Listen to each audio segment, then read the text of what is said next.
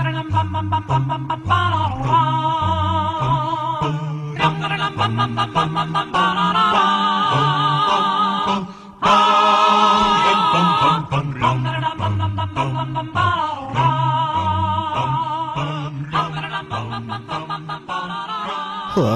Hello.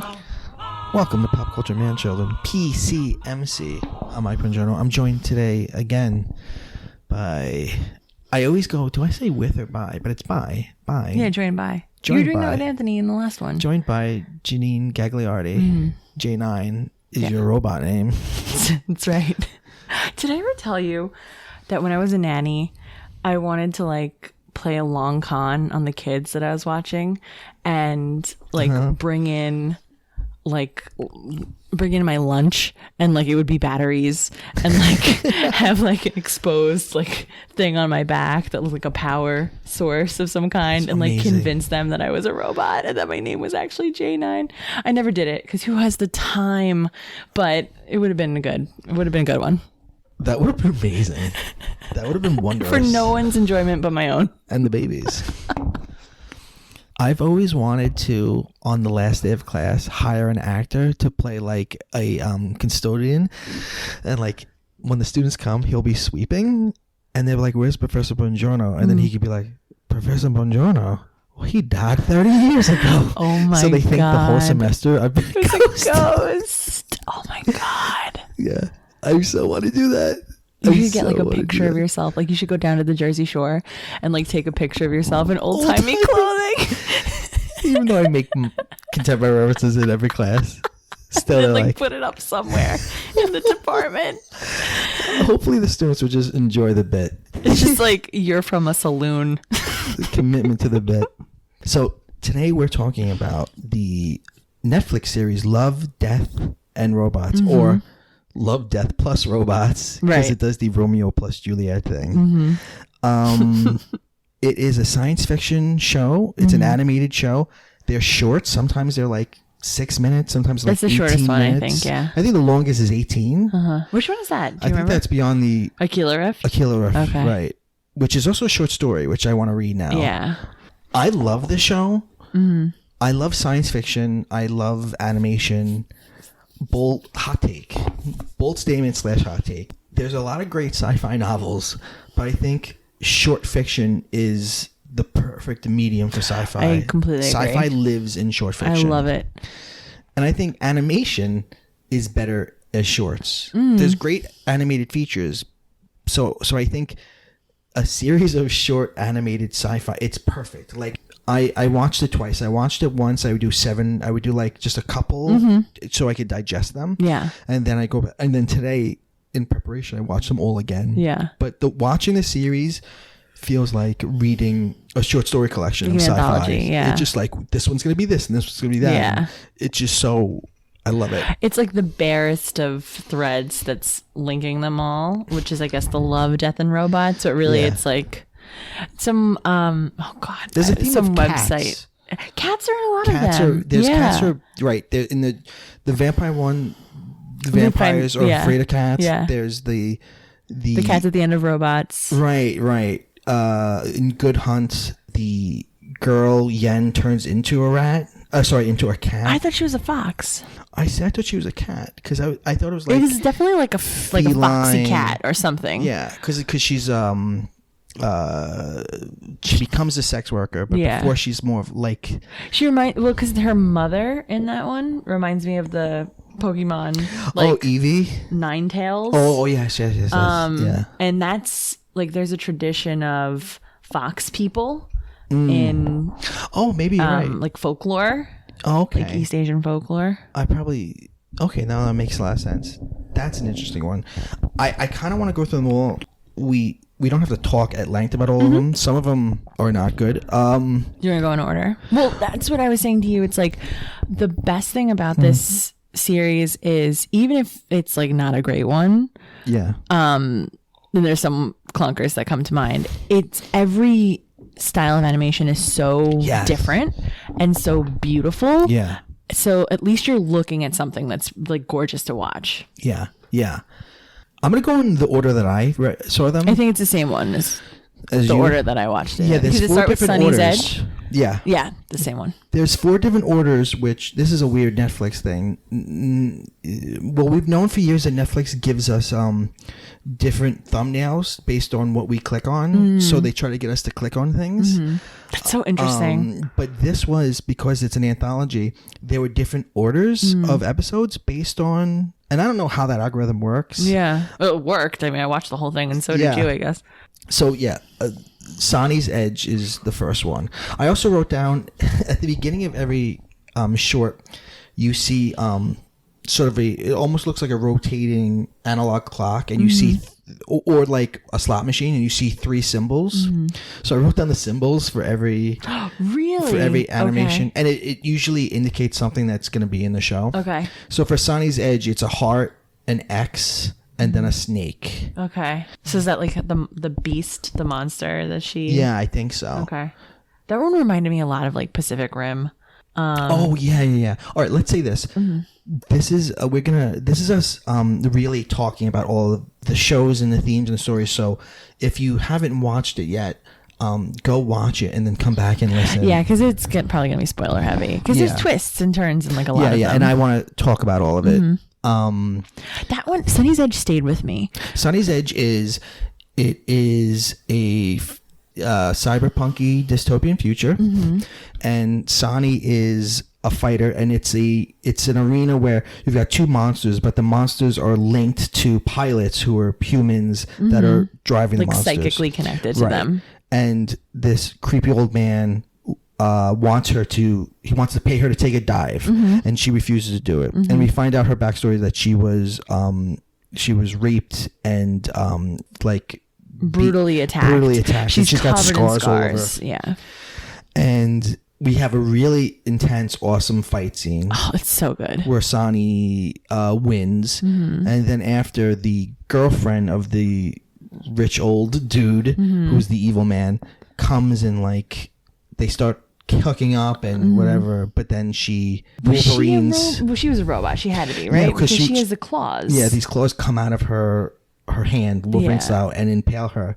Yeah. But we find out that Sonny actually is the monster, right? Or her sentience is living in the monster. In the monster, she controls the human body. Right. So you think she's dead at first. She says they didn't actually leave anything of me when they attacked me. Yeah. Just my consciousness. And so they transferred it to this monster.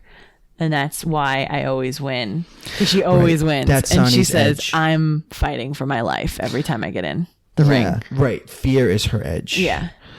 The animation's good, although there's a couple of shorts in the series that look like just good PS4 games. Yeah. And this... Like the werewolf one? This one did. Yes. I love the glow in the dark stuff, like the neon stuff in this episode. Yes. It's super cyberpunky. It's super I loved it. It's a good place to start. Everyone has the best haircut too. Oh yeah. I guess this would be a good place to bring this up. I'm not a prude, yet I was just gonna preface me saying this as well, being listen, I'm not a prude. But there's a lot of nudity that feels I've seen pictures of nude people. Okay. But the series has a lot of gratuitous nudity. Yeah. And maybe it's because these are people that spend most of their careers working on kids stuff, so they just want to get it all right out. They're out of the gate, so they're let's draw some dicks, and there is a good an equilibrium of dicks to boobs. It's not all female nudity, which is good, but a lot of times it's just we don't need this at all. Yeah, it doesn't right serve now. the story at all. I mean, it is gratuitous in the truest sense of the word, where you're just oh, okay, there's just boobs this doesn't need to be here at all. Yeah. It kind of reminds me of when HBO started as a network. The network runners were telling people who wanted to bring their shows there, you have to put nudity in it because we need something that's going to set us apart from TV. Right. And so they had sexy sitcoms. Yeah, for no reason. There would just be a crazy sex scene. So the second one is 3 robots. That was cute. This is, I think, the funniest one. Mm-hmm. And one of the robots is he evolved from baby monitors. Right. One evolved from an Xbox. They don't call it Xbox. Yeah. But it's X something. Yeah. And then one is not humanoid. She looks like a pyramid. Uh-huh. And they're going through a post-apocalyptic world where you see like fossilized humans everywhere. And they're tourists. Yeah, they're tourists. Which is funny. Yeah, they're like taking pictures of everything. Yeah, it actually begins with a clear homage to the beginning of Terminator, where one of the robots crushes a skull. And it looks like an imposing robot, but then they like immediately crack a joke. And so and you're it's like, oh, okay. Cute music, and it's like there. I actually found reminded me of WALL-E.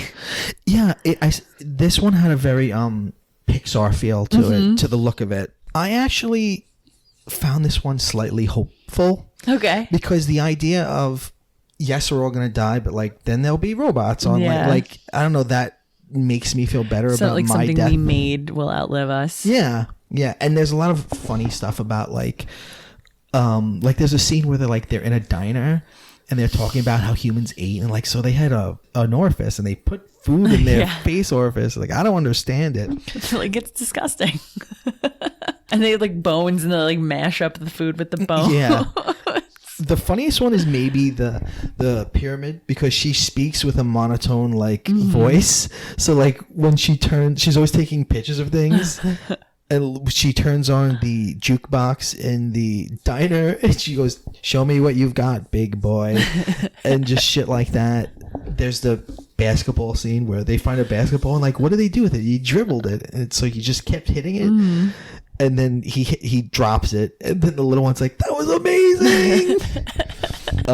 They steal a Jesus Saves hat from one of the dead truckers and just wearing it through the whole thing. Like, what do you think happened to the people in that version? Do they they do. They do. Our downfall was breeding cats with thumbs, which is something they really do. Oh, that's a real thing.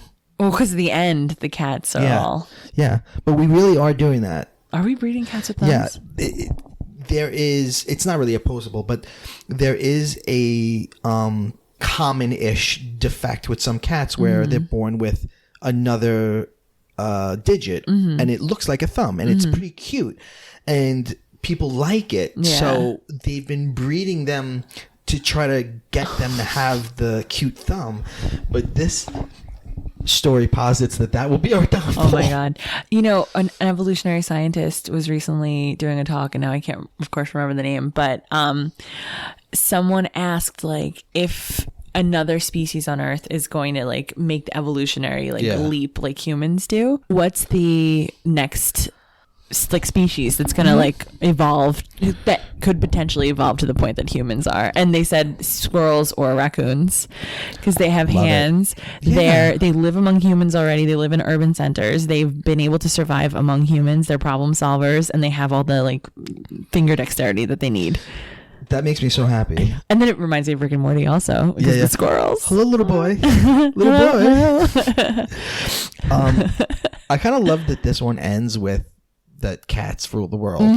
That's a beautiful and now the way. robots are like their servants. Yes. So the third one is The Witness, and this one is not good. It's not good. It's pretty to look at.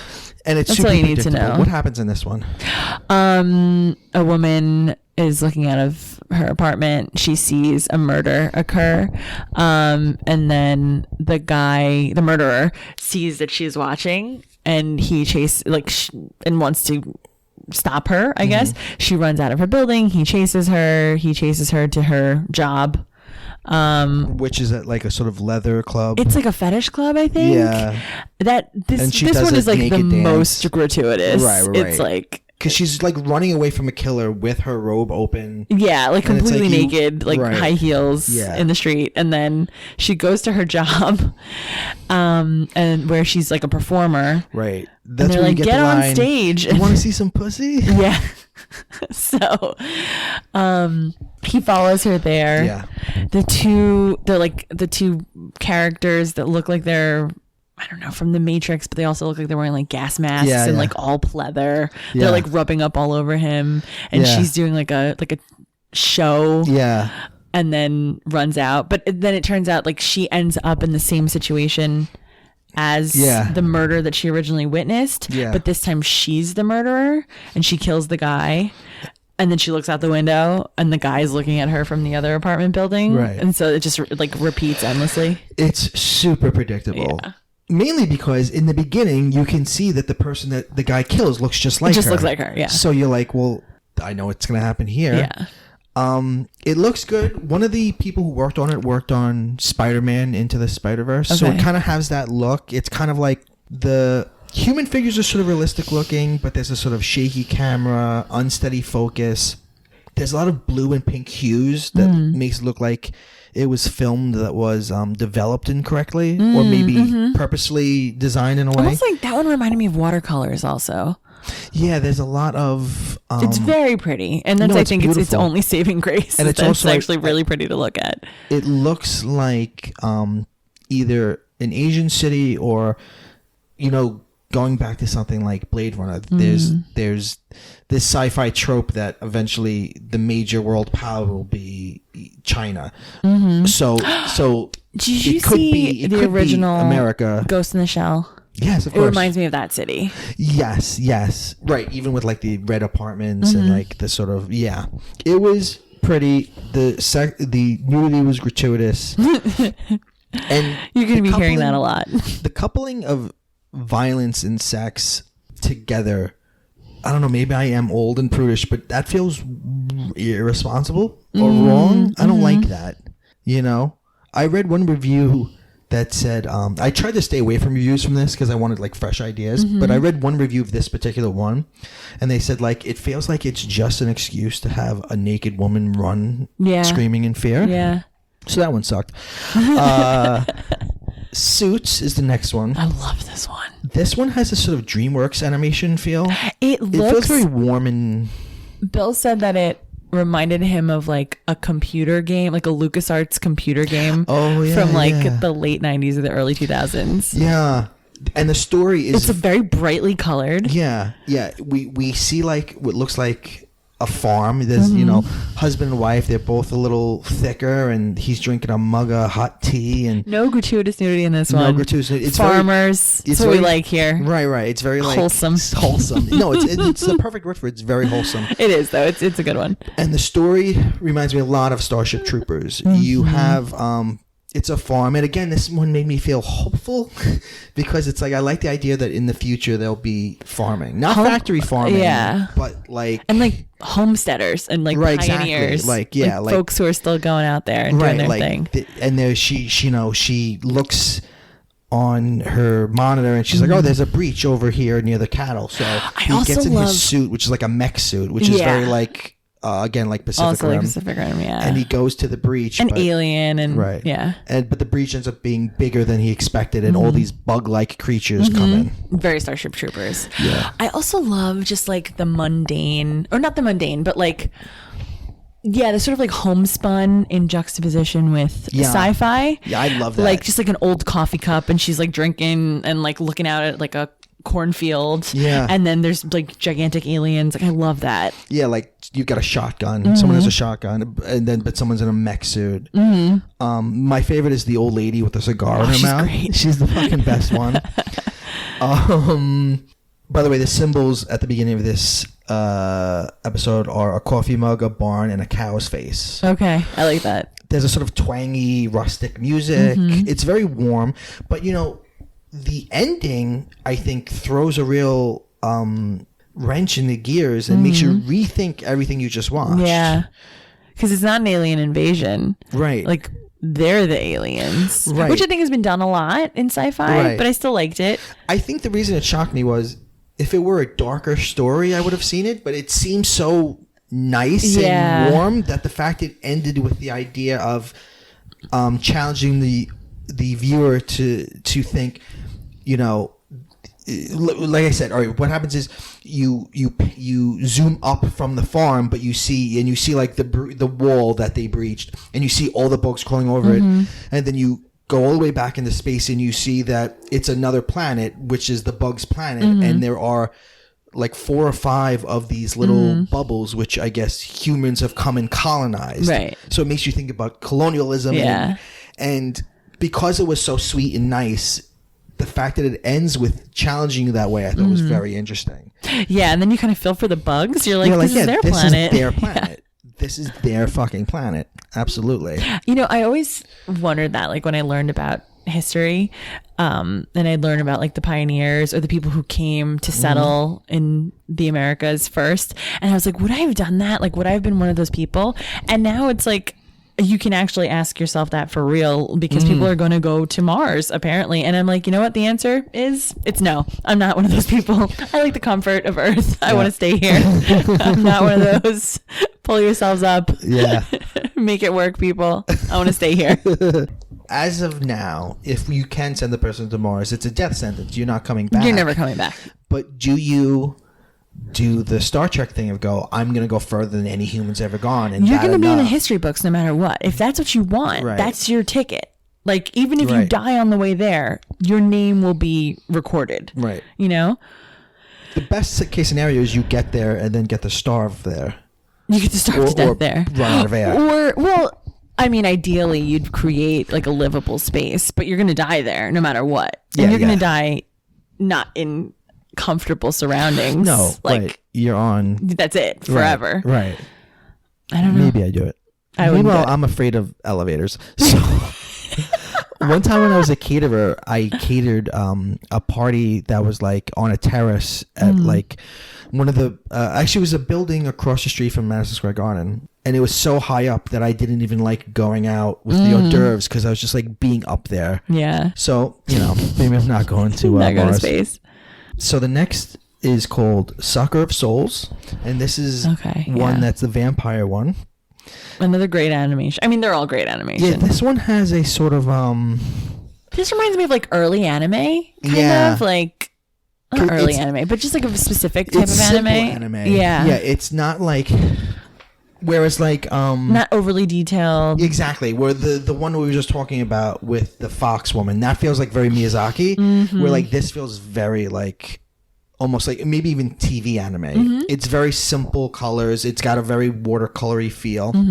And it's a sort of simple sci-fi scenario of you've got a scientist and some mercenaries and they are on a archaeological dig, but wouldn't you know it, it's Dracula. And I like the idea of vampires as like ancient beasts rather than humanoid things. Oh yeah, it's totally monstrous. It reminded me, because you and Anthony were talking about Prometheus a couple episodes back, and it reminded me of the cave scenes in Prometheus.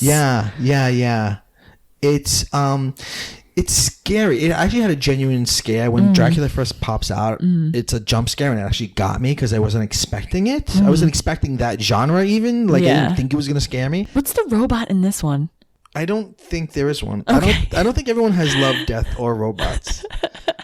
I don't see the love. This one again has cat in it. Vampires, if they eat cats, their skin burns, so they're afraid of a cat. They're afraid of a cat, which I thought was adorable because the cat's so cute. Right, and you see the cat fucking another cat at one point. You also have the great line from the main mercenary: "He's not the first man to get in a little trouble for eating pussy." Yeah, it's a great joke. It's a good one. Come on now, guys. But this one has a downer ending. This one, it does, yeah. Right, they're not going to get out of there. They beat Dracula, and then they think they're out they're still in the catacombs, but they think they're safe. And then they open a flare, and they see there are vampires everywhere, all over the ceiling. And then that's it. That's all, folks. But it was good. Actually, I really love the two Australian mercenaries that like work for the main mercenary. They're very funny together. Yeah, there's a lot of comic relief. Like the archaeologist is like this little tiny guy that they're like running, like dragging behind them basically to keep up with the mercenaries. Yeah, Dracula eats the grad student. At one point, the mercenary sees the blood on the other mercenary and like wipes it with her finger and goes, "This is a good look for you. Is this genuine Korean grad student?" They also do this effect twice in the episode where, like when Dracula dies, he gets exploded. You see his head, and you see first his skin leave, and then his musculature, then his skull, then his brain. And the same thing happens when the grad student he's bisected. Yeah. He's cut down the middle, which the opening images, the symbols are a cat head, an X, and a bisected skull. And I really liked that look. I liked the it's almost non-diegetic. Like it's showing the audience like the innards of how this thing works. So that's a really cool looking one. It's sort of short on it's not a thinker. Some of these are thinkers, like any sci-fi. Some of them are thinkers. Some of them are like just fun little adventures. Yeah. But I would watch a whole show of this. You know, I like wondered which ones I really wanted to see more of.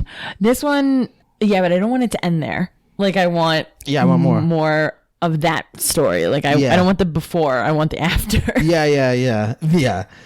The next one is When the Yogurt Took Over. This one was silly. It was 6 minutes. This one's silly. It's fun. A little one. It's the story of yogurt taking over. It's of course narrated by Maurice LaMarche, who does Brain from Pinky and the Brain. Yeah. But while he does that is an Orson Welles impression. Yeah. There were some funny things in this. It's sentient yogurt.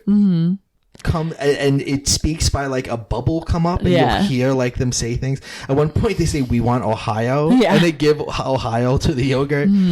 They come up with a way to actually when the yogurt first becomes sentient, the one scientist is putting it in her cereal, and in like cereal it writes, we solved fusion, bring us to your leader.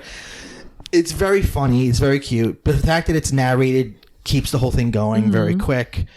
And isn't this the one that looks like almost like clay? Like it's it has almost like a little Wallace and Gromit. I said they look almost like Muppet people because they've got like bulbous noses. Yeah, they do look like Muppets. At one point, the yogurt takes over the White House, and the Oval Office is all white, and there's a framed picture of a raspberry and a framed picture of a Cheerio because they're yogurt. It's pretty cute. They solve all the world's problems. They come up with an economic plan that would work if we just completely did what they say, but we don't. Then the economy falls. That's a fun little one. Okay, Beyond the Aquila Rift. Oh, man. This one is, I think, the longest. This one's very meaty. This one also has a very sort of PlayStation 4 kind of realist aesthetic. Very Uncanny Valley. What is this one about? So actually I had to do a little reading about this also because I wasn't 100% clear on what actually happened to them initially. So they put in coordinates and they're using this program.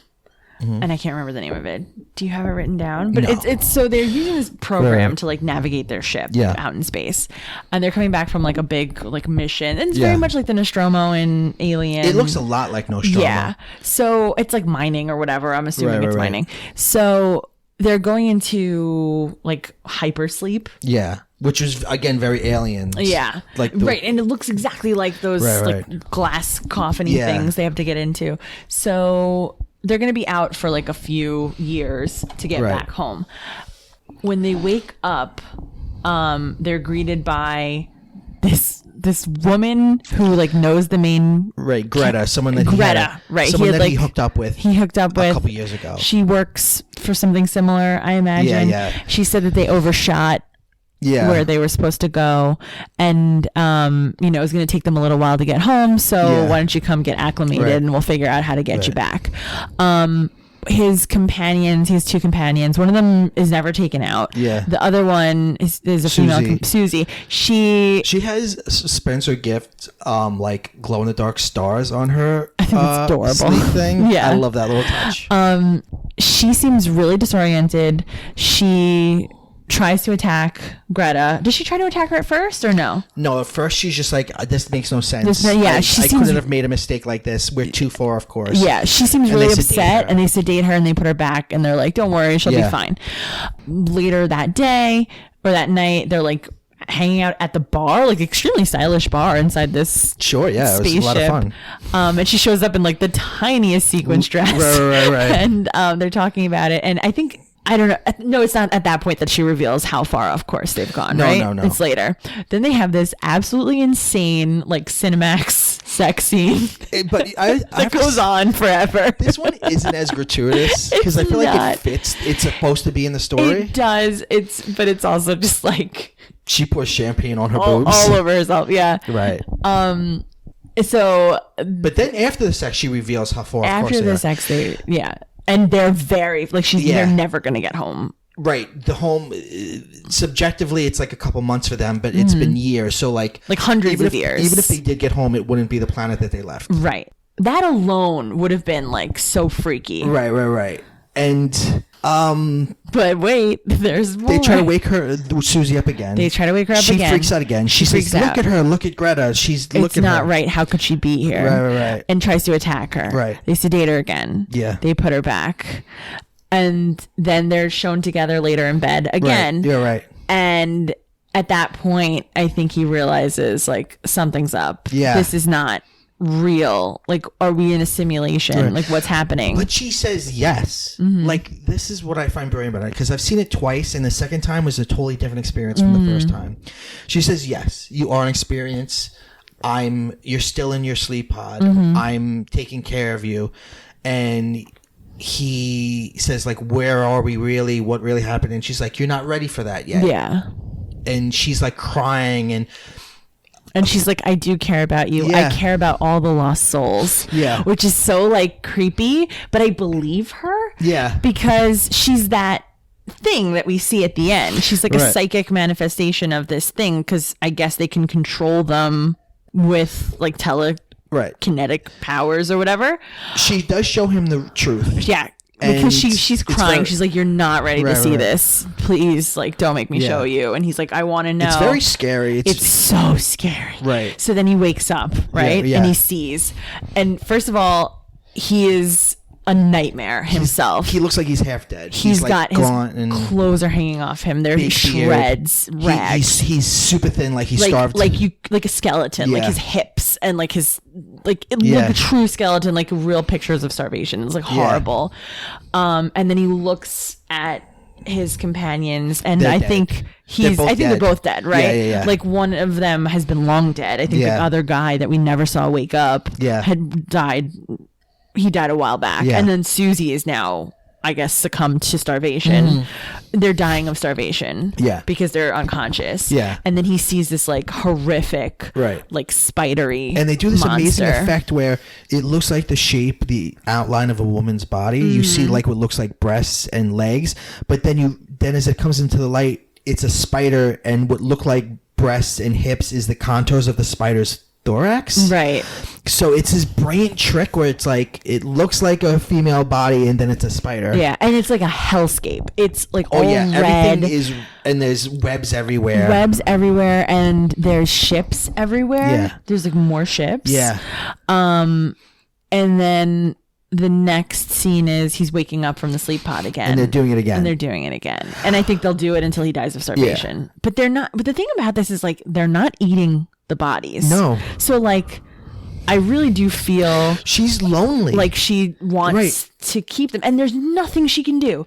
Like I don't see her as a villain at all. Like she's this crazy scary monster, but like she can't send them home. Right. And you get from the short that many other ships, because of this fault in the program, this error, have ended up there. And because it's like momentary in our time, we're not realizing that there's a glitch in this programming. And so all these ships just keep ending up there, and there's no way to fix it, which is so scary to me. It's scary. The first time I was more scared, and the second time I more felt for the character.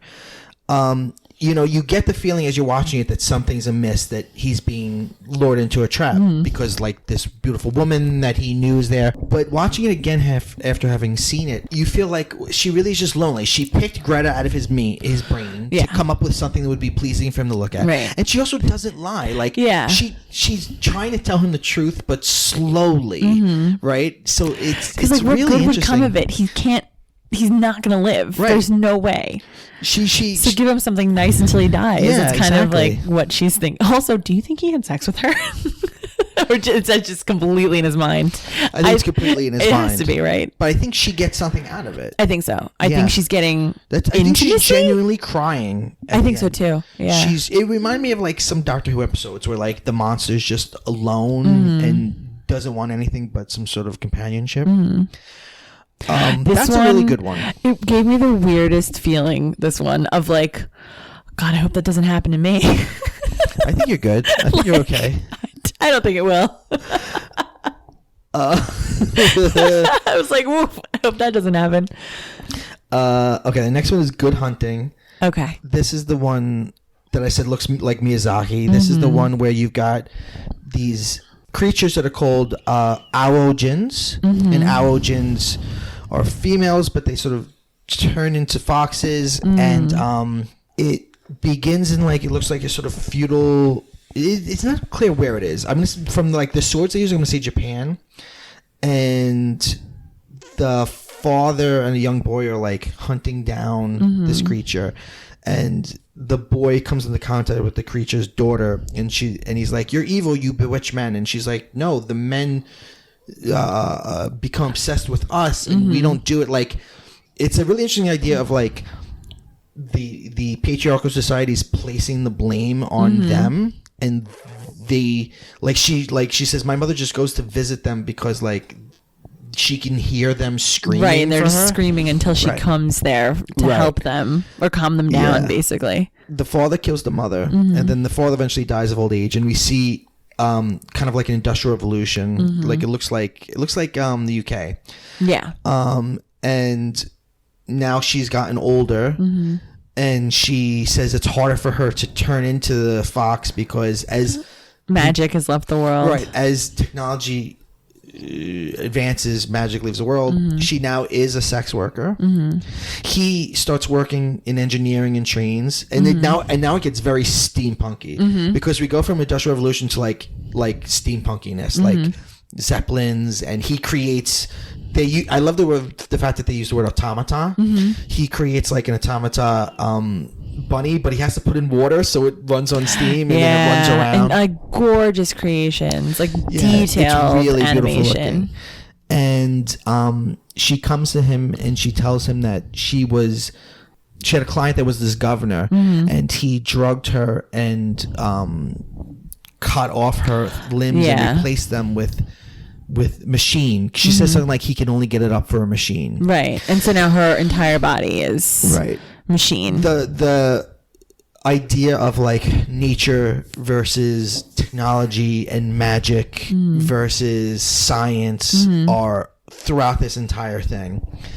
And then she goes to him, and him being this great designer, he creates a better body for her, but her body now can change into the fox. It's technology. It's like a mecha fox. He's given her the ability to do what she could do before. And now she hunts men who prey on women. Right. The last image, I think, is an inversion of the male gaze because we see a monocle of some guy who's looks like he's going to rape a sex worker. And you see her like leaping in her reflection in his monocle as she's about to leap on him and kill him. It reminds me so much of the Catwoman saving that woman in, is it Batman Returns? It's the Michelle Pfeiffer. Oh yeah. It reminded me of that scene.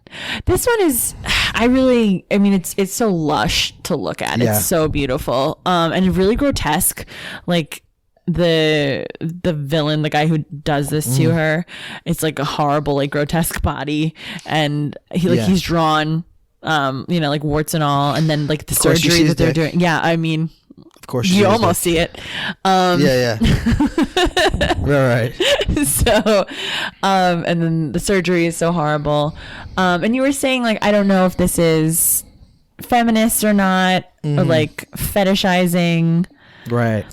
I saw it as like really post-colonial and anti-colonial. Yeah. Because anybody who's like enacting, with the exception of his father, like anybody who's enacting violence is like a colonist. Like they're all white. And right. The main character like saves her from some guys who are harassing her earlier in the story.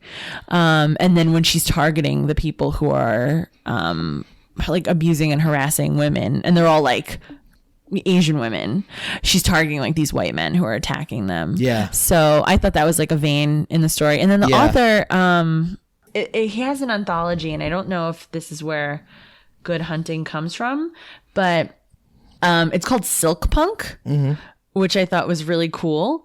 Well, that's the name of the anthology? Yeah.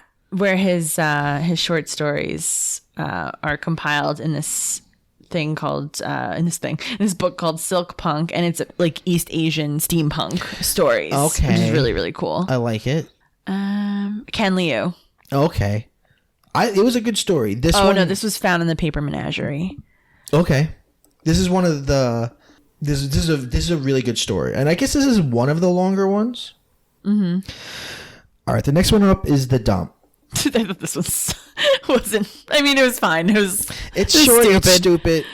It's basically a guy lives in a dump. He kind of has a another dick cartoon. Yeah, there's a lot of dick in this one. Basically, we could go through this quick. Guy lives in a dump. He's sort of it's sort of Pixar-y, but it's sort of grotesque. It reminds me of the Ronald Reagan mask from the Sledgehammer video. To make a really particular specific reference. And basically it reminds me of like Preacher covers, or like the really gross characters, like the guy who has sex with all the meat, or like our space. It's like you see every vein, every like crease in their faces. I actually never read Preacher. Oh no? Yeah. I like it, okay, but it's a product of its time. Sure. Looking back now, I'm like, ooh. Yeah. No, I do like it though. Yeah, it reminds me of it's like very visceral. Yeah. Yeah. It's there's a scene where there's a scene where you see a cockroach humping a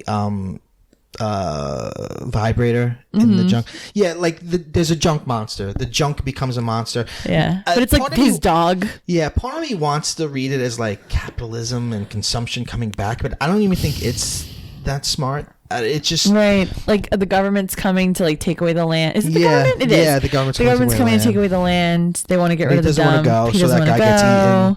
And then when in the flashback when he's telling him about the junkyard monster, his friend is telling him, "Oh, you should go to this place. They have like the best women." He's like, "I don't have to go anywhere because everything comes to me eventually." Yeah, in the dump.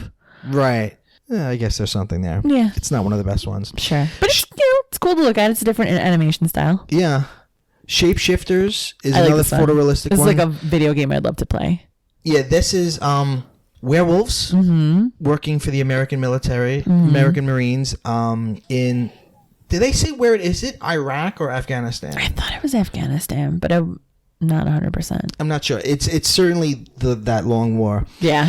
And they deal with like some werewolf racism. People call them dogs, and they walk around. They're in military garb, but they don't have shoes. They walk around feet, and they can smell out things. Yeah, and they're like they don't go in the convoys. They like walk behind or ahead of them. They don't need to. Right. Because they have so much stamina. Right. But I like that little thing of like I joined the military because I wanted to serve. Right. Like, and they still treat them like shit. Yeah. There's a cute thing that both the werewolf guys, they're like good friends, and they touch foreheads. Touch heads like wolves. Yeah, it's really cute. It's pretty cute. I like that. We find out that there is on the other side of the conflict a werewolf, and he kills the friend of the main protagonist. Well, that scene is like a video game because it's like first person shooter looking. Yeah. And then he sniffs out the guy when he's with the rest of the crew, but he doesn't want them to get it. He wants to get him himself. So at night, he naked. Yeah. We actually don't see his dick. Right. He goes out and he goes out and goes into the desert and sees the old man who is the werewolf that attacked his friend. And there's a cool transition here where instead of them becoming a wolf, it's like the wolf is inside them. They grow a little bit. He rips off his own skin, He rips off his own face and throws it like the wolf is underneath them. And then they have a pretty brutal fight. How do you go back? Yeah. It's like grow back the skin. Yeah. They have a pretty brutal fight. Yeah. And then the next morning, somebody above him mocks him again, and he leaves, and he says, "I'm not fighting for you anymore." And he takes his friend's body and goes and buries it. Yeah. I thought they were going to do something with dog tags there. One of the symbols at the beginning of the episode is a dog tag and a crescent moon. Dog tag X crescent moon. Okay. Military stories usually don't do anything for me because, it's this very obvious aesthetic, and war usually isn't interesting to me. And there's always very archetypal guys. There's always like the mean guy. Like there's But it was an interesting story. I loved the connection between the two guys. I like that connection. I like the tenderness of their friendship, and I liked it in juxtaposition of like the hyper masculinity of the military. But more than that, I love when things like magical things are treated very pragmatically. Yes. So I loved what would it be like if a werewolf was real and they were in the military? Like what are the practical things that would have happened if that were the case? Yeah. And I like that this short really kind of explores that. I'd love to see more of that. Yeah. And it would be a great video game. It would. It totally would. Okay, the next short is called Helping Hand. This is this one. This one's pretty short. It's a lot like the film Gravity. Very much so. But also like the film 127 Hours. Did Anthony ever tell you when we went to go see Gravity? No. Okay. So at the time, and I don't think they do this anymore for this reason, the restaurant chain Chili's, you might have heard of, they did their margaritas. They would serve to you in like a shaker. So you'd order one margarita, but really you'd get like 2.5 margaritas. And I had 2 of those. So you had like 4 margaritas. 5 margaritas. Oh, 5 margaritas. Sure. And then we went to see Gravity, and I was wasted, and it was the absolute worst movie to see when you're drunk. Yeah, I would imagine so. And so Anthony's like, my only memory of the film Gravity is you like pressed up against your chair with your arms out on me and Bill going, oh my God, Gravity. Oh my God. Because, it's funny, despite the title, very little gravity in that movie. Spoiler alert, some at the end. A little bit.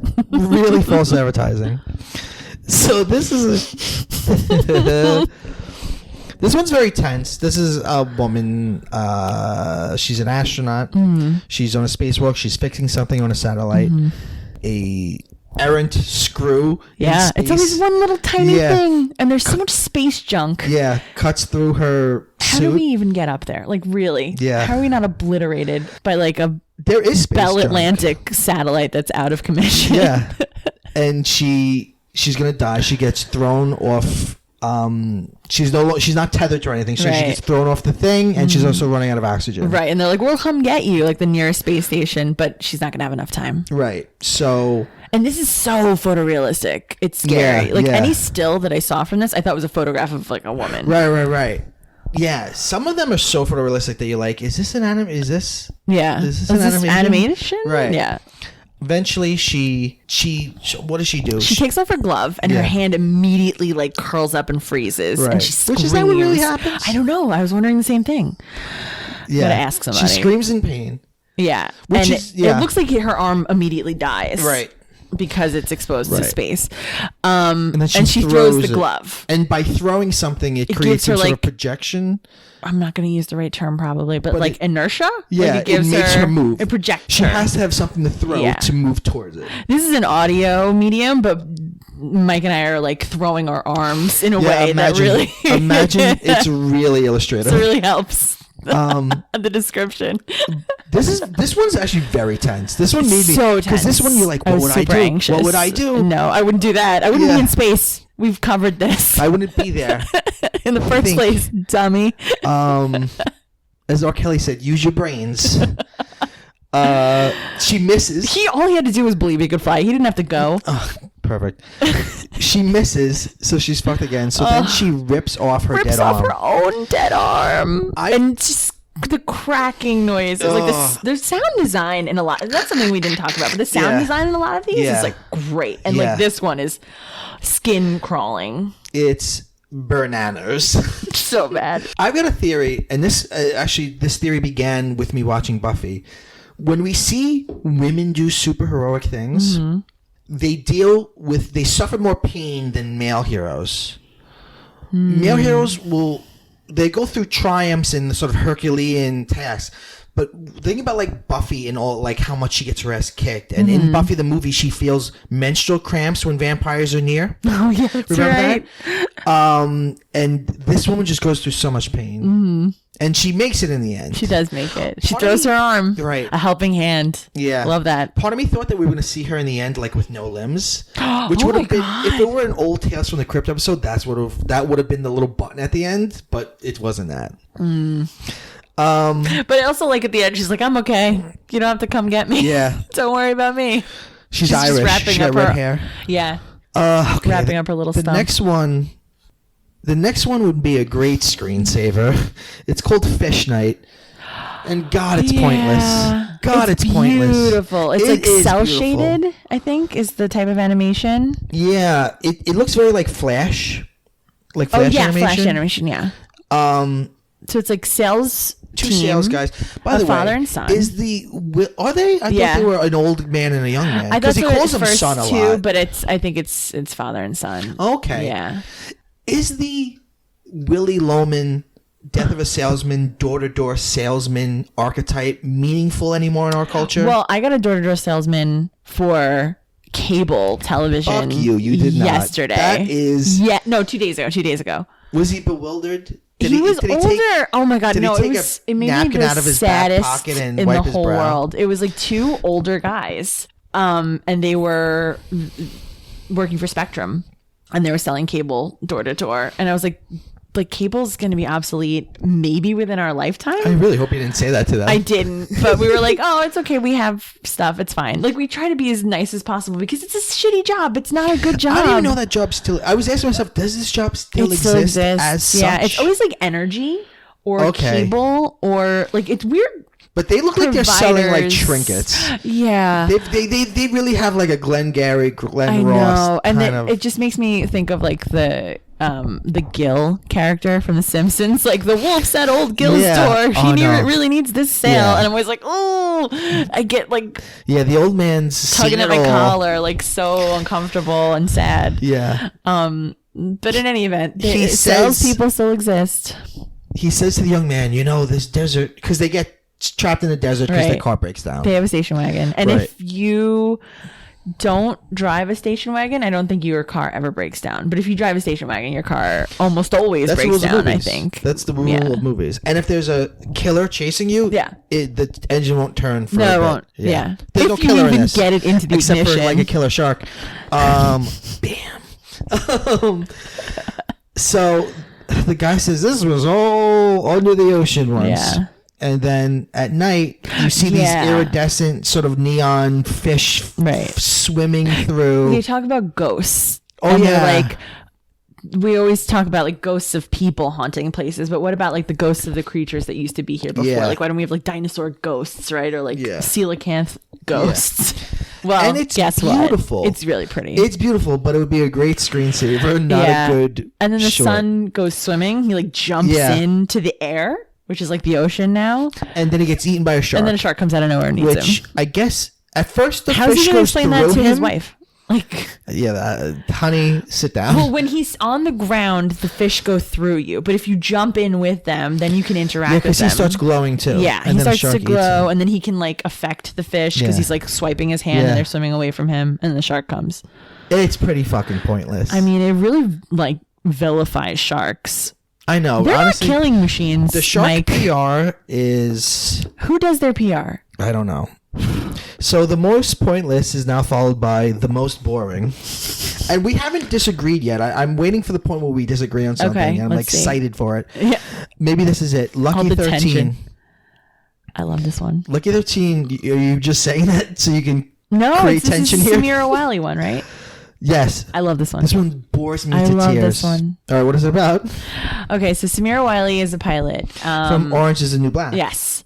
And this is so photorealistic. It's so photorealistic. I literally was like, is this... Samira Wiley? Yeah. Yeah. It doesn't even... Honestly... It doesn't even need to be animated. It feels like they were like, you got to be animated to be on this show. Yeah. So... I almost kind of felt like because she's a woman of color, she gets strapped with this like shitty plane. Right. The plane that's killed its crew like twice. Because I think she said something about like being one of the only. She's a rookie. Right? Yeah. So she starts, and there's this fabled plane, Unlucky 13, right? That kills its crew. Like it comes back from 2 missions. Right. The plane is fine. All the crew is dead. It's like number is a 13 in the beginning and a 13 in the end, and then the digits add up to 13. Right. And I feel like maybe I'm making this up. No, I feel like pilots are kind of a superstitious crew, like captains. Yeah. She says that too. Yeah. So no one wants this shit.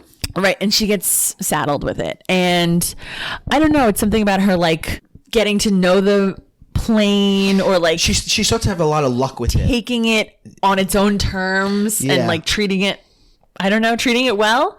She sleeps in it in a hammock. Yeah. Like they become very close. Like she takes care of it. And the plane is not like sentient. It's not talking to her in any way. Is it though? It is though. I mean, it really is. But it's not like, I don't want to misrepresent like. Right. It's not like talking he's like to talking her. to the plane. She's talking to the plane. So but the what do you call it? The mechanic at one point says they're like, every ship is alive. Yeah. Yeah. So she starts having these really good runs. Right. On this plane, to the point where it becomes like this legendary plane where it's like Lucky 13 now, where she's like evacuating a group of soldiers and they're like, oh, it's 13, like they're coming to get us, like we're gonna be okay. And we should say they're on another planet and they're fighting a conflict against aliens, right? We don't really know the only science fiction. No, they don't. We don't explain it at all. Other than like, it looks like soldiers. Like it looks. Yeah, but if you see them, they're and they're also on this weird planet that like it's got a ground, but you could go underneath because there's like kind of like it seems very porous. Like yeah. There's a lot of so boring. I loved it. And then at the end, she like they can't get out. They're not going to be able to fly, so she evacuates the ship. Everyone runs away, and then she's going to self-destruct. That's it. She's going to self-destruct the ship.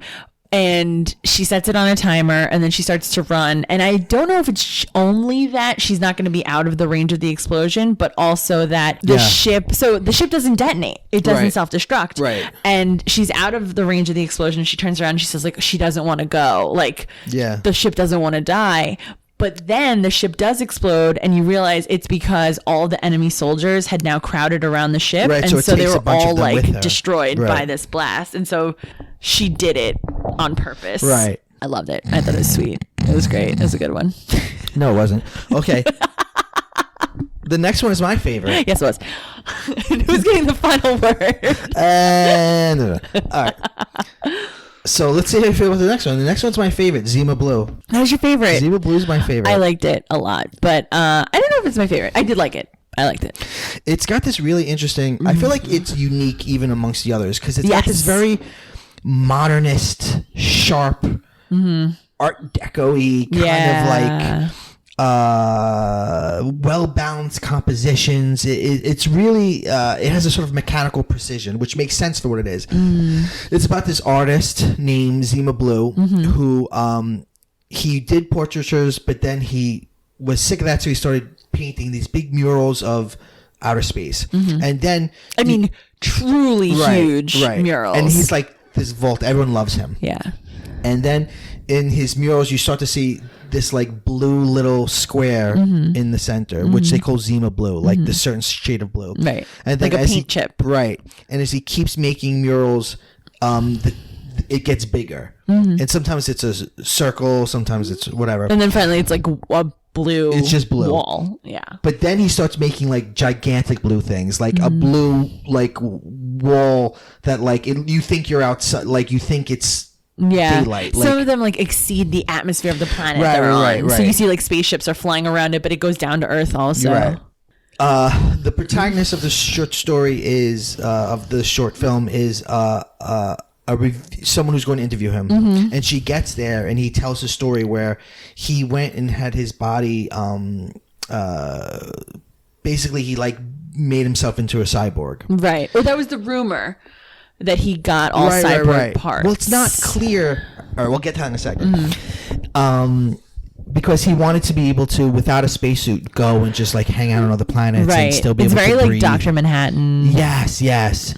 And he's like looking for something. He's looking for the meaning of the world. And then he shows her his new project, and it's like a swimming pool, and it's got all these blue tiles on it. Yeah. And he tells her the story of this woman who was this sort of simple tinkerer, and she made these little robots, and one robot was a robot to clean her pool, and the tiles of the pool are Zima Blue. That's what the manufacturer called that color. And as time went on, she kept adding more to the robot, and it got more intelligent and grew and grew. And you sort of are told, or basically it's heavily implied that like he is that robot, right? But the weird thing is like, was he originally a man? Because she even says like, but that doesn't make sense. Like, how could you be that robot? You started as a man. And he says, sometimes it's difficult even for me to understand what I've become, and harder still to remember what I once was. So even if he wasn't always the robot, or he was a man and became robotic, there's still something there. Like, maybe it's like in the code of the robot or whatever. And his final performance is everyone comes to watch his show. He goes into the pool, and when he goes into the pool, he sheds his higher functions, and his like arms jettison, and his legs and then fly he's just off that little machine cleaning the pool. And he cleans the pool because he said he was never happier. Right, because he was looking for meaning in the cosmos, and he found it in just that simple task of cleaning the pool. Right, and doing it well. Like, he wanted to do the job well. And I don't know why that spoke to me. This one spoke to me so deeply. And it made me think it's the most well-reviewed one that I've seen. Oh, really? Yeah, people love Zemo. I like it. I do really like it a lot. I don't want to be dismissive of it because I really did enjoy it. I love I don't know, I love something like, one of my favorite books from the last few years is this. Not a lot of people talk about it. It's called The Hike, and it's about a guy who's on a work trip, and he goes on a hike, and then like he just has this weird odyssey where he meets dogs with people faces and a talking crab, and he goes to hell, and the devil makes him a castle, and he's got like one tool, and he takes hundreds of years to do it. Okay. And then in the end, he comes back home, and it's like, I'm not a religious person, but there's something like religious to me about the book of like, I get more out of that book than anything else in terms of like, this makes sense to me. And I'm not saying like work is what's important, but something about the little robots need to just clean the pool, and that's what keeps it going. Right. Speaks to me deeply. Like his driving force. Yeah. I don't know. It was my favorite. It also made me think of the Sigmund. Or like a job well done is a reward in itself. Yeah. Or just like having a task. Like, you know, like, say, like people die when they retire. That you die younger, you retire. Like, I don't know. Maybe it makes me think of me. Like, I feel like I would shrivel and die if I didn't teach. Well, they say the best retirement plan is to have a life you don't want to retire from. Exactly. I'm gonna die in front of a classroom. I've accepted this. I'll just keel over.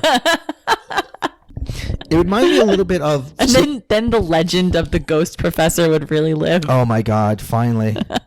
I just gonna say this one pretentious thing fast. It reminds me of Sigmund Freud's Beyond the Pleasure Principle, which is where the idea of the death drive comes from. The idea that we are drawn towards death, but as Freud put it, it's like my read of it is like we're drawn towards being inanimate. So anyway. So you think he did start as a man? Because I think he did, but I think when he then became a cyborg, those cybernetic parts like took over. Yeah, and I think they had their ancestry was that machine. Okay. But I don't know. It's very open ended. It reminded me of the Robin Williams movie Bicentennial Man. Yes. The greatest sci-fi tale, the greatest sci-fi yarn ever. He goes the opposite direction in that one. Like he gets more and more human parts until he can become human, and then he like artificially dies. Yeah. In this, he's like he wants. Honestly, to be there's more something simple. to that movie. There's like I kind of I kind of want to revisit it. I haven't seen it in like 20 years. I want to say. Probably the year it came out was the last time I saw it. Okay, one of my favorite movies. There's only 3 more guys. All right, so we got this. We got this. This is not a mini-sode. The next one is called Blind Spot, and this one's just fun. It's got the aesthetic of like a Saturday morning or like an 80s Saturday morning cartoon or like an 80s after school cartoon. Wait, Blind Spot. This is the one where it's like they're just 3 robots and they're like chasing after. Oh yeah. Oh, I like this one. It's very, very like 80s. Wait, there can't be 3 more. 1, 2, 3. Oh, 4 more. Okay. My bad. So, yeah, all right, Blind Spot. This one's very simple. It doesn't ask you to say anything. It's a heist. Yeah, it's very just fun. The one of the guys looks like one of the mutants from Dark Knight Returns. He's got like that weird like visor. It's just super fun. I wish it were a Saturday morning cartoon that I could watch. Yeah, I mean it's like a little too violent for kids, but I enjoy it. I don't know what you're talking about. Because some of the kills are like pretty rough. When I was a little kid, I watched Shoah for fun. What's Shoah? It's like a 9-hour documentary about the Holocaust. Oh my God. Did you really? No, I didn't. Someone out there laughed. Let's move on beyond. It's a good joke when you have to explain it to the person. That's always the best joke. It's fun. There's nothing more to say about it. Showa? Yeah. Nope. Nope. Not Showa. Not at all. Oh boy. We're getting canceled. Spotify's gonna be like, I don't know what the fuck you think you're doing. We're not funding this podcast any longer. So the next one is called Ice Age, and this one's mostly live action. Yeah, this is the only one. And this one's cute. First of all, I have to say Simpsons did it. Yeah. Simpsons did it. Yeah, Simpsons did it. This is Lisa's science project in Treehouse of Horror. Oh, 8? I don't know which number. I don't know. One of the earlier ones. 5 or 8, I want to say. Yeah, you got Mary Elizabeth Winstead, Topher Grace. Yeah. They move into a new apartment. They have an old fridge. Yeah. They plug it in, I guess. Yeah. Open it up. Yeah. It's the Ice Age. There it is. In a little ice cube, you see a mastodon. Yeah, but he's the little spears in his side. So cute. And then you see every time they look, it's like their time is the time inside the little civilization is moving faster. So like, accelerated. So as they're watching, they're seeing them like they come away for 10 minutes and they come back and now they're like in the Renaissance. Yeah. I love that though. They like go have coffee and they come back. They're like, oh, the Renaissance. Like they're kind of proud of them. Yeah. And meanwhile, to the people in the little world, like they just see their stupid faces for hundreds of years because as they're looking. Yeah, and they like comment about it, like when they're at the point where they're building skyscrapers. Like, look at these jackasses. Again, it's predictable. Some of these are very predictable. Yeah, they have eventually nuclear war. They annihilate themselves. But then start all over again. No. Before they start they all leave. Again, they leave. Yeah, they go to space, and that's a very pretty scene. Yeah, it's like you see like them like sort of flying all around their apartment, and then the next morning they're back at the dawn of man. But I had a problem with this. Okay. Which is you get the idea that what you're seeing inside the fridge is like a replication of our history. But you see dinosaurs and early man together. And what are you talking about? That is our history. Haven't you ever been to the Creation Museum? The world is 6,000 years old. Yeah. My bad. And we put saddles on dinosaurs so we can ride them. We rode them. It was the Flintstones is a documentary. Right. My bad. You know what? No criticisms. Fruity Pebbles still around, Mike, and it's still the best cereal. I stand corrected. I have no criticisms of Ice Age. This one is the one. I hate this one. This is my least favorite one. Alternate histories. Oh, really? Okay. It's like a nothing one. It's short. It's like it should be an app. Hitler. It's like a weirdly gratuitous nudity in this one. It also, I think it doesn't understand its own premise. Like it's supposed to be like, it's an advertisement for like a place where you can go and see alternative, like if things change in history, what would happen?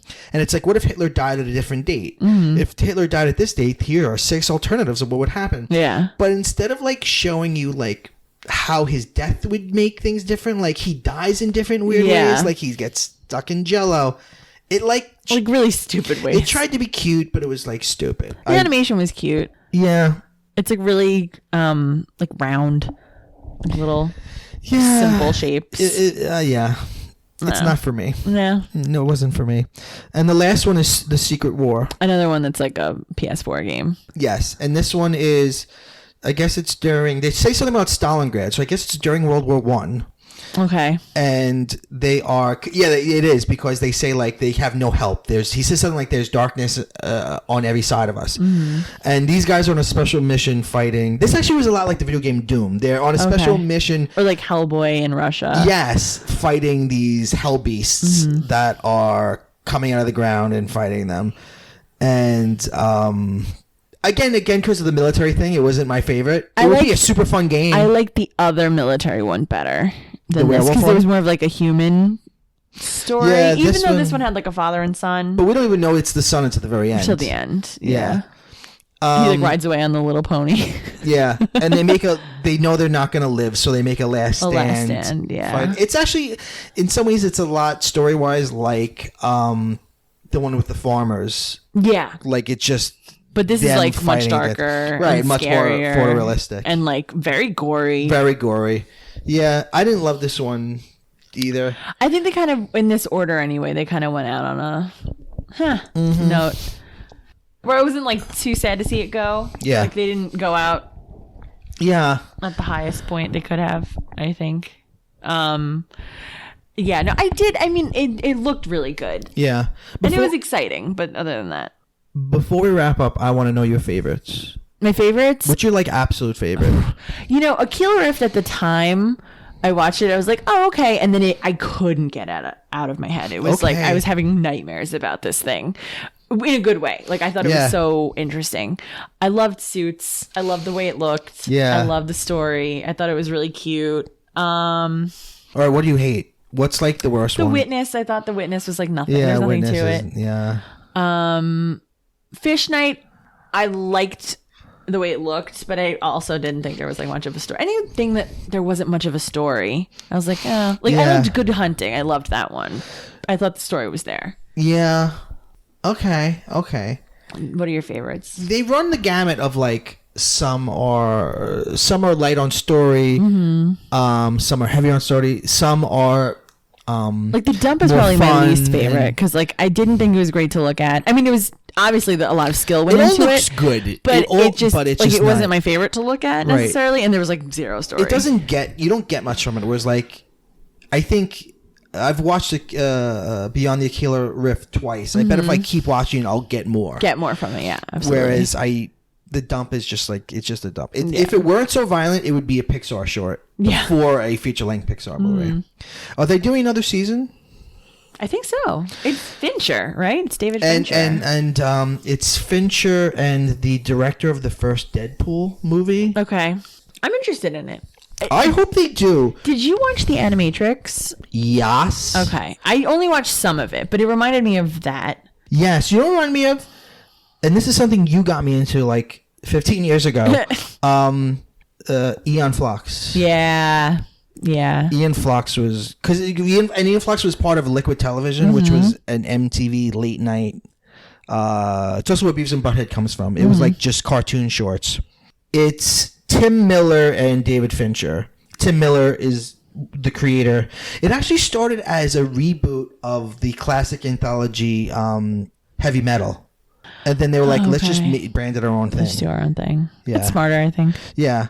I mean, they rebooted Heavy Metal a couple years ago. So I liked it. I liked that there wasn't a necessity to make them all half hour. It was just like, this will be as long as it needs to be. Yeah, I felt... What I really liked about it was I felt like they gave the artists kind of free reign to do what they wanted. Yes, and they wanted tell to tell the story they wanted. Yeah, they sure did. To tell the stories they wanted. I love sci-fi. I love short sci-fi. I love like the variety that you got from this. I like that they didn't necessarily keep to the theme of love, death, and robots. No, it basically by calling it that, it's like you're just gonna get whatever thrown at you right now and get ready. Right, exactly. And this isn't not even all sci-fi. It's like speculative. Yeah, the vampire story is not sci-fi really. Or even like Ice Age. It's like it's kind of like a little Twilight Zone. Yeah, a lot of people love Black Mirror, and I watched like the first 2 seasons, but I wasn't drawn back into watching it. I haven't kept up with it. If you're gonna, did you watch the USS Callister episode? That's the one that's like a Star Trek pastiche. I haven't watched that one. I would say that one's worth watching. I dive in and like I'll pick and choose. I haven't watched the entire series of Black Mirror, but it's another one. I do like sci-fi. So. But those are, again, they're longer. Not that I have no patience, but this was like so enjoyable, and I love animation. It was beautiful. I do hope they make more of these. Me too. I'm trying to find a book that I read that I want to recommend to you and the readers. I know you don't like narrative podcasts, right? Like you don't. I know. Well, if anyone listening does, LeVar Burton reads. The same LeVar Burton you know and love from Reading Rainbow does, I want to say adult stories, but that makes it sound like smutty, but they're just like fictional. It's not like about butterflies. Yeah, it's speculative and science fiction short stories that he reads in his extremely calming voice. And they're really like, he picks some great ones.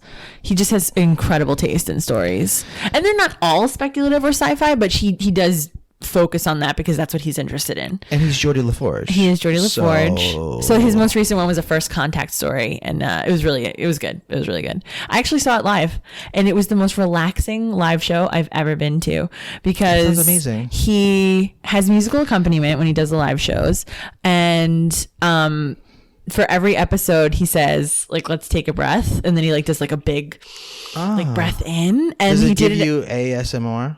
Not so much, but it does relax me. And they did it at the show, so the whole audience took like a big breath. And I looked around at one point and people were just like, they had their eyes shut because they were just focusing on like his voice and the story. So everyone walked out of there, it was just like, oh, so nice and calm. We just heard this like beautiful story. That sounds lovely. It was really nice. My recommendation to you and to the reader, book of short stories called Resist, Tales from a Future Worth Fighting Against. All proceeds go to the ACLU. Oh, wow. And it's all of these stories that are born out of the hellscape that we're currently living in. And they're not directly about like Trump, but they're born in a world where Trump is the president. And there's a lot of great ones. There's actually a really good one that Lucky 13 reminded me of, where it's a war, but they have sentient ships and like both sides can't shoot the other because the ships decide to stop the war. Like the ships won't fight each other. So the people, so that's, if you like sci-fi, go for that. Well, this has been a long episode. Well, Janine, it's never brief when you and I get to gabbing. Janine, this has all been a simulation. You are still in your sleep pod. I'm going to my sleep pod. This has not been I am a spider. Oh my god. You're listening to the Spider Podcast by an evil spider. This is PCMC. I'm Mike Bongiorno. Today I was joined by Janine Gagliardi. We talked about sci-fi. Let's go bye-bye. Go bye-bye. Go bye-bye.